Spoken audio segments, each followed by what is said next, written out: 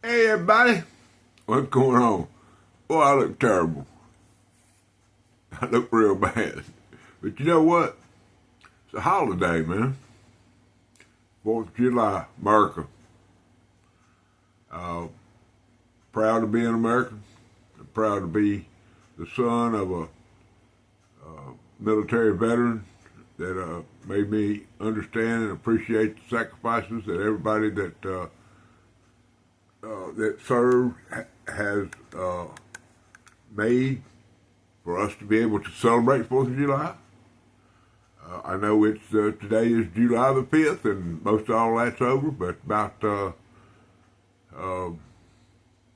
third of this video is going to be about a particular subject that involves that. So, y'all know old Big Jim. I watch a lot of YouTube, and I try not to let it influence my opinion, but sometimes it does.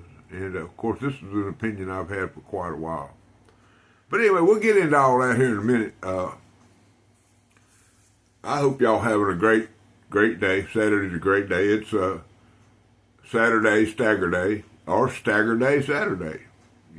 It's either forward or backwards or ever how you want to say it. Don't matter. It involves it being Saturday and some stag pocket time. And let me tell y'all something. I'm not trying to influence anybody what they watch or what they do. I mean, I'm gonna ask you to for sure.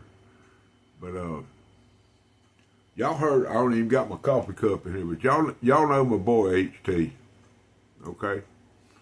And I want to make sure y'all hear this. Y'all go check out his video from today. Total Smoke Show. Okay? Trust me.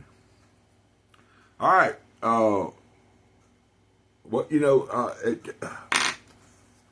This particular subject has been losing a little fuel, but I'm not going to stop. Miss Yvonne over there with hunting hookers.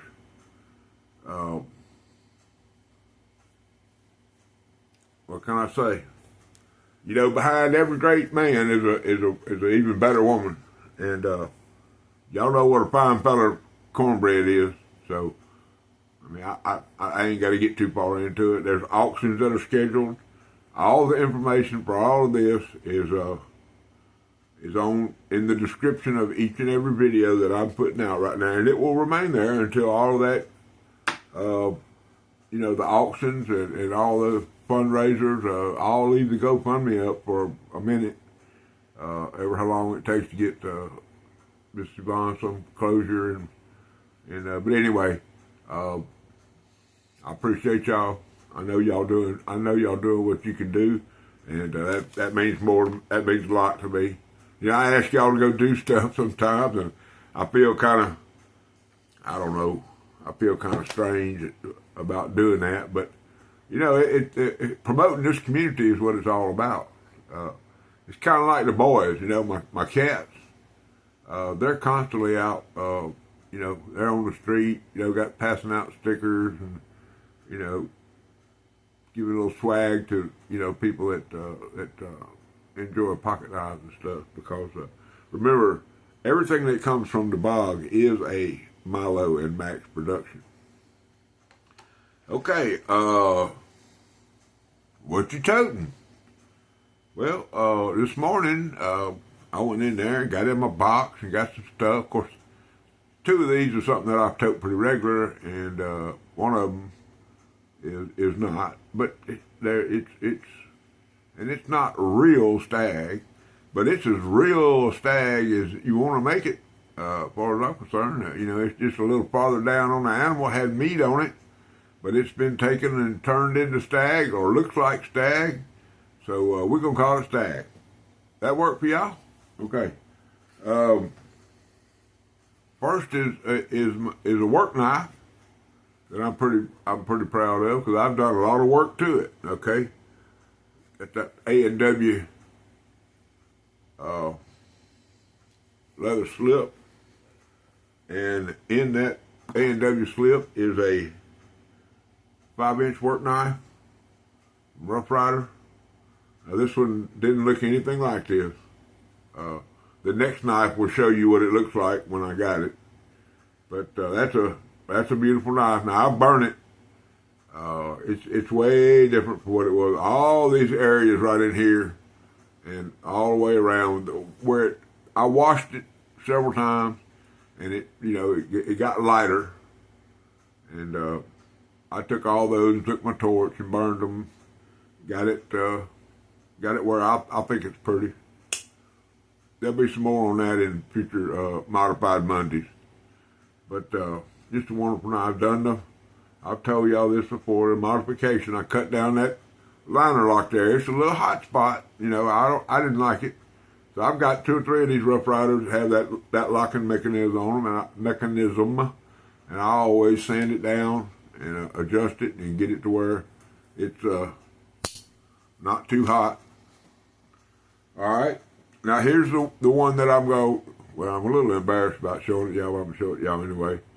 Because this morning when I did my short, and it's coming in that Kodiak Edge custom dragon scale slip, and this is the same cinnamon stag bone, but you'll notice see how this one is not nearly as burnt, I guess, and that's because I've been using this one, and whenever time I clean it, it gets a little lighter. See what I'm talking about? The light spots right there.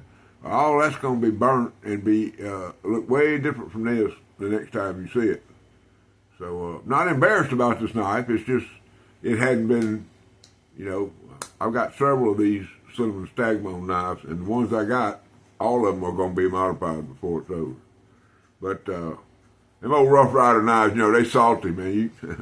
You can't, don't get caught toting one of them, man. I mean, because the worst thing you can do is actually carry a decent pocket knife. I'm just saying, carbon steel,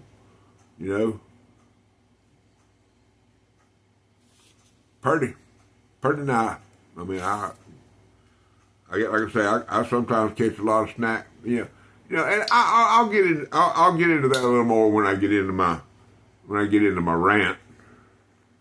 Not really a rant. We're just gonna have a discussion about history. What do y'all think? Okay. I like history. Of course, I am history, old as I am. Anyway, coming in here in this Charlie Cook beautiful slip. Charlie, I'm going to send you an email about this slip right here, just so you'll understand, you'll know what I'm talking about. But anyway, that thing's pretty. You know what? See this little thing right here on my hat? That's bothering me. We're going to make an adjustment. Well, that seam probably should be right there anyway. Let's put it on the side. Look at there. Ooh, look at there. Look at there. Look at, man. I'm one of the few guys. I turn that back bill. I'm one of the few guys pull this hat off. Just saying. Y'all see me in the pork pie. Ooh, Lord. Anyway, last knife I'm gonna show y'all what I'm toting is this little jewel right here. And this is a whole different series. This is called Brown Stag. Okay? Y'all get in there with that one. Look at that. Pile side. Now I had a individual that I care a lot about. His name's Sean at White City Knives. I've got his sticker over there, but it'd take me 5 minutes to find it. But Sean at Work City Knives was talking about the pile side of a pocket knife, and he didn't have the term wasn't coming out of his mouth right there when he was trying to talk about it, which is fine. When people get our age, sometimes they forget their thoughts and words don't come to them where they're supposed to. That's fine. I mean, I do it all the time. But probably not when we're talking about pocket knife. But, you have what is known as the show side of a pocket knife. And this is the part that everybody shows. It's got the shield. It's got this. It's got that. And then you got the pile side of the knife. And a lot of people don't understand why they call it the pile side. Well, when these pocket knives are assembled, Okay, it's a jig. Okay, it's a thing that's formed, it looks like a pocket knife, but there ain't no pocket knife there. Okay, they set the back cover with pins in it. They set that down in this little jig, okay, and it holds it steady. And then they put the spring on there, and then they put the blade on there, and then they'll put the center liner in there, and then they'll put the next blade on there, they'll put the next pin on there. So technically they are piling up the knife. They're making a pile of the pieces of the knife. And then when they get it to a certain point, all the pieces of the thing are put together. Then they'll take, and this is on an assembly line, then they'll take the cover or the show side, which is this side, and they'll put it on there. Okay, now it's got pins running there, and the pins are sticking out. Y'all may have seen Knife Doctor when he puts a knife together and he'll test it before he ever cuts the pins and pins them. Well, that's what he's doing. He's piling the knife. He's piling it up into all the layers, and then when he gets through, he cuts those pins down very close, and then he gets on this little 1x30 grinder and he grinds those pins down, gets them real close to finish, and then he pins them. Well, on the assembly line, once they get it down to, after they get it piled up, they take it, hand it to the next guy in the line. He does the pins. He finishes the pins, gets them to where they're ready to be pinned. And then the last thing in the assembly line, well, not the last thing, but that's almost the end of the thing, there's a guy, he has a drill, okay, like a drill press. And it's a vibratory drill press. And he'll take and put that knife in another jig, and then he'll run the drill bit, which has got a little cup on the end of it. It's not really a drill bit because he's not drilling anything, but it's a press, a vibratory press. And he presses down, and it slowly pins that and spins. It's called a spun pin. And they spin them down until they're flush, and they're ready to go to the last, which would be fit and finish. And that's where all the outside sanding and the finishing, all that is done. And then it goes to the next guy who does the polish, and he checks the fit and finish, and then it goes to QC, quality control, okay? So the pile side of a knife is basically piling all the pieces together until it becomes a functioning knife, although not finished, but it's a step in the production line. And people in the knife industry just got to say, well, that's a nice looking knife. I said, even for when they piled it, it was good. And that's why this is known as the pile side of a knife. FYI for all y'all out there. Okay, but that's what I'm told, man. It's your standard Barlow. It's got your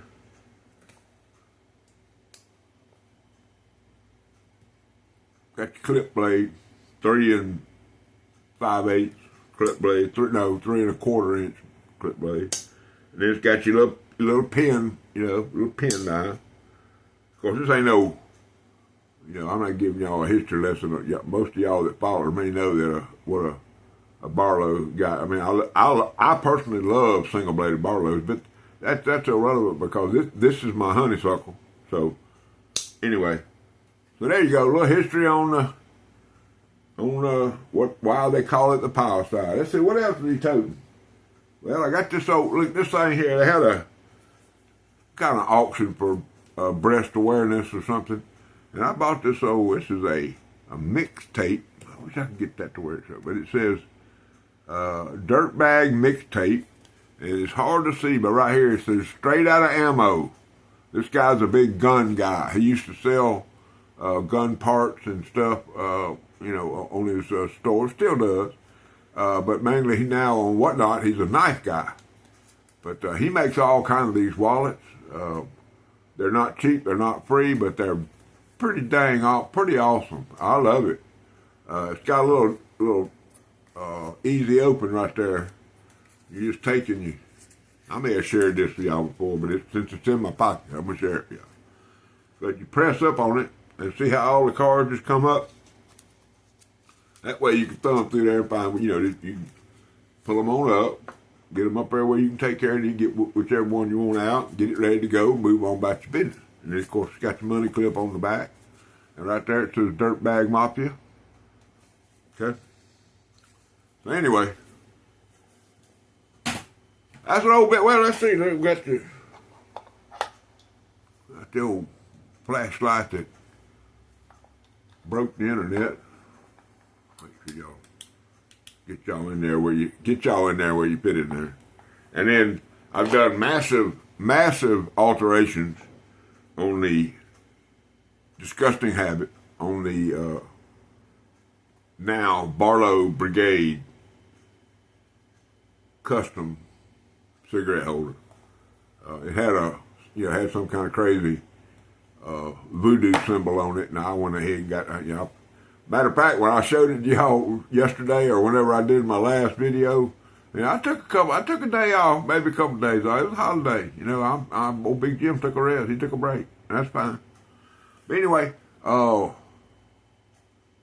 that thing had that voodoo on the back of it. I couldn't live with it, so I started looking at it and modifying. When I showed it to y'all, I noticed that voodoo man was just a sticker, and so I possessed myself in some voodoo fashion and got that sticker off there.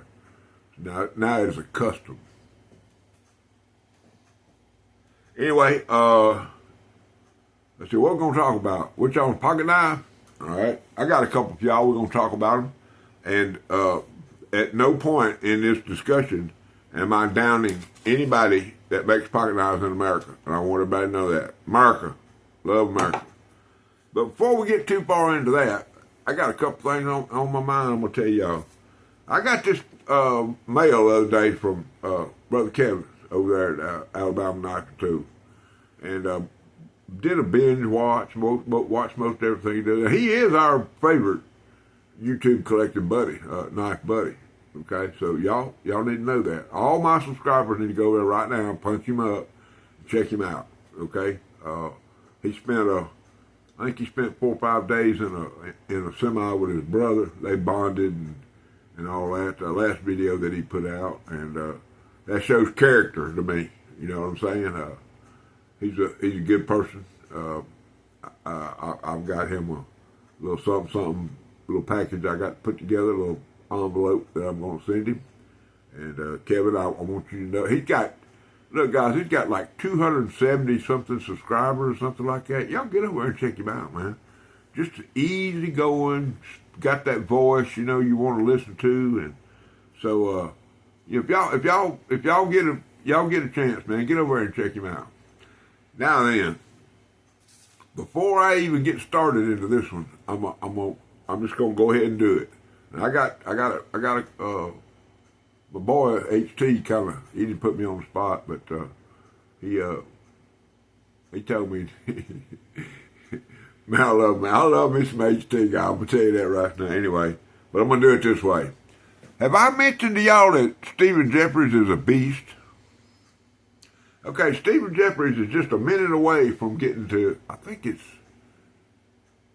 I don't know. See, here I am, not prepared. But he's trying to get to a certain level of subscriptions in the next few days. And he ain't far off. I mean, we're talking 8, 10, 12, okay? And he's going to give away a brand new Sidebuster Jr. Brand new, black. The one we got the pretty little Sidebuster plow and all that on it. Kind of like the big one I got that I've been toting here a little bit lately. I like me some Sidebusters now. But anyway, y'all need to get over there. The SJ Relics Restoration. This guy, look, he's a beast, guys. Okay? From leatherwork to pocket knives, music. I have done a deep dive into this man. Not only he's been a traveling musician. He's a knife maker. He's an artist. I just can't tell y'all enough about Stephen Jeffries. Y'all need to get over there. Trust me, he's a beast. Just trust me. I said it 3 times, didn't I?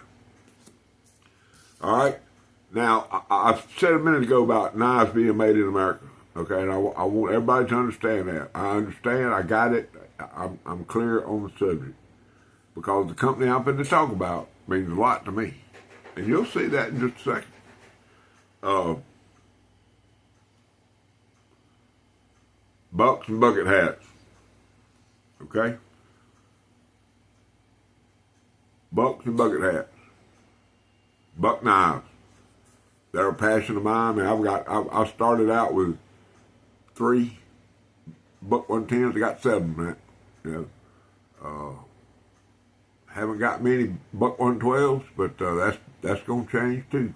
Okay, I've got the need to have them, but I have several buck knives now. I got them. You know, my buck box in my little locker's pretty full of them. But y'all know, a few months ago, I found this at somebody came by with it and said, "Man, you use that." So I dropped him a few green dollars on it, but the blade was gone. Okay, so I got my boy HT, and I said, "Man, what is this?" And he told me, he said, "That's a buck 112. It's just, you know, a different frame than the normal the wooden, you know, the one that most people have. You know, the buck 12 is just a miniature buck 110, for lack of a better way to explain it. But anyway, I sent this one back to, and he got the full spy treatment from Buck. And this is a Buck Light. It was a 422. Okay, they called it maroon finger grooves. But they put a brand new Buck 112. You know, I lost the tank stamp, but that's okay, because it's hard for me to put my pants on and not have this knife in my pocket.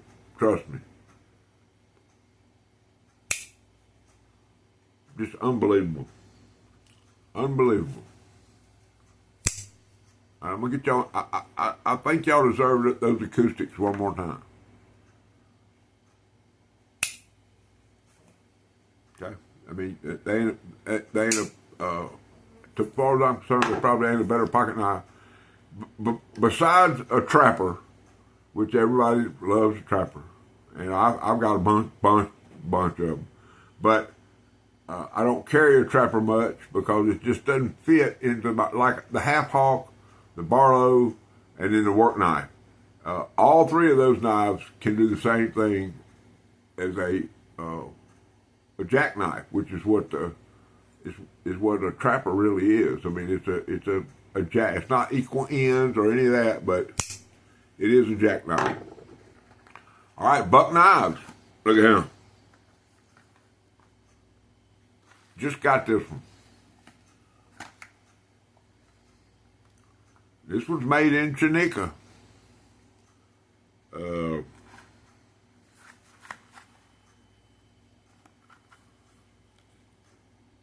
It is the Buck Sovereign.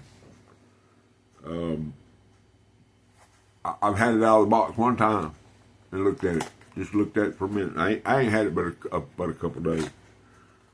But it's about a 3.5 inch modern type knife. Got the pocket clip. It's just straight stainless steel.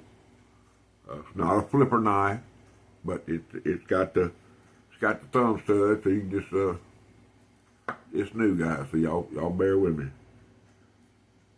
I hadn't oiled it. I hadn't put it on the ceramic or nothing, but that's a pretty little point blade. I mean, that's kind of Spydercoistic looking leaf type blade. Got a little choil there, so you can get in there and do your work with it. I mean, it's a pretty knife. It's a great knife. And after I get it oiled up, maybe loosen that pivot screw just a little bit, you know, it might turn into a flipper. I don't know.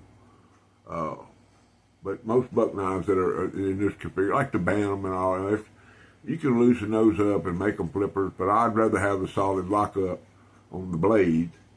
But we're going to get us a... See, it ain't even got no snap. But it really don't matter, because it's not gonna stay like this. Old Big Jim he'll fix it up. I can promise you that. We're gonna put us a lanyard on there, and probably put this into rotation. But this knife right here is what got me into thinking about the subject I want to talk about today. And you know, I done said, you know what? Y'all hold on one second. All right, I'm back. That's another one of them old Big Jim not being prepared. But anyway, I went down to Deep South, and I wanted to buy an American-made pocket knife that had a flag on it. Couldn't do it. They had some, but they were like a white bone case knife that had a red, white, and blue flag on it, but it was part of a limited edition set, numbered. Starting price on it was about, I don't know, $145, $150, somewhere in there, which is fine. I mean, that's what knives go for. So me and Brother Seth got in there and dug around a little bit, and they had just purchased some knives, a bunch of knives that he didn't really know what was in there. But we started digging through there, and I found one. And this is the knife that was in my short yesterday, America. But you know the thing about this knife, and it's a pretty nice, it's a nice knife. I mean, it's a flipper knife. It's long. It's 5 inches. M-Tech says Dean Hogarth design. Original design by Dean Hogarth. M-Tech. MX. Got the part number, I ain't gonna read it. Stainless steel, USA design, made in Chineka. So, and that's sad, y'all. People like Buck, and Case, and Barron Son, they should go, look on this side of it. We the people, okay? This was made in China, okay? They're putting our flag and our Declaration of Independence on a pocket knife to be sold in America. Why can't GEC, Buck, Case, Barron Son, I feel sure I'm leaving some of them out, Spyderco, there's a few Spydercos made in America. Why can't these people make a $25 to say $40 pocket knife a user? Something I can go buy, a sod buster with American flag on it. Why can't they make that knife and sell it to the people in America? I don't understand it. They'll sell a trapper with a Ford logo, or a Case logo, or a Harley Davidson, or a Chevrolet, or whatever you won't put on there, but they won't put an American flag on. And see, now all those knives have to be, the branding has to be paid for. In other words, Harley gets a cut from every knife. Chevy gets a cut from every knife. Ford gets a cut from every knife. And whether you call it a cut or a upfront payment or ever how you do it, to use those logos on those knives, Case, Buck, all of them have to have an agreement with that company. But the American flag is free. So why not get the people in China that make this Buck Sovereign, put an American flag on the side of it. It won't cost you another nickel hardly.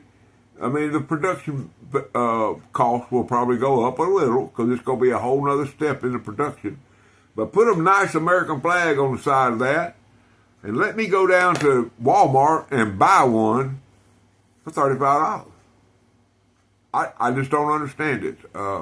Am I being patriotic? I hope the hell I am. I hope I'm coming across as being patriotic, because I want to carry an American-made knife with an American flag on it that doesn't come from Switzerland, aka SAC, or China, aka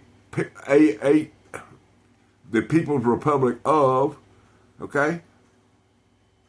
I mean, why I don't want to carry a German knife, although I love German knives, I love Japanese knives, I love Swedish knives, I love Italian knives, I love them all.